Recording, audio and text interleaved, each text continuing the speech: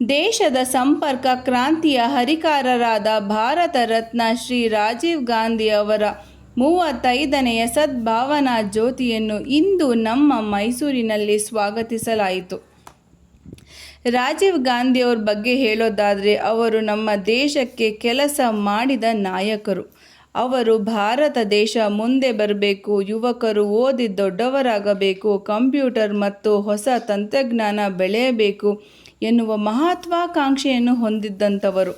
ಅವರ ದೂರದೃಷ್ಟಿ ಯೋಜನೆಗಳಿಂದಾಗಿ Bharat super computer ಹಾಗೂ ಕಂಪ್ಯೂಟರ್ ಕ್ರಾಂತಿ, ದೂರ ಸಂಪರ್ಕ ಕ್ರಾಂತಿ ದೊರೆಯಿತು. ಆ ಕಾಲಘಟ್ಟಕ್ಕೆ ಎಂಥ ವಿನೂತನ ಶಿಕ್ಷಣ ಕ್ಷೇತ್ರದಲ್ಲಿ ಅಭಿವೃದ್ಧಿ ಇಮ್ಯಾಜಿನ್ ಕೂಡ ಮಾಡೋಕ್ಕಾಗಲ್ಲ. Hats off.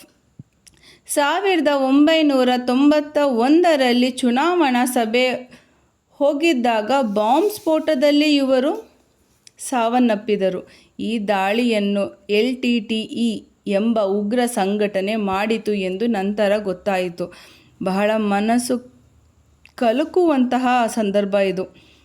ಶ್ರೀಲಂಕಾದ ಸಮಸ್ಯೆಯಲ್ಲಿ ಭಾರತ ಸೇನೆ ಕಳುಹಿಸಿದ್ದಕ್ಕೆ ಈ ಸಂಘಟನೆ ಕೋಪಗೊಂಡಿತು. ಆದ್ದರಿಂದ ರಾಜೀವ್ ಗಾಂಧಿ ಅವರ ಮೇಲೆ ದಾಳಿ ಮಾಡಿದರು.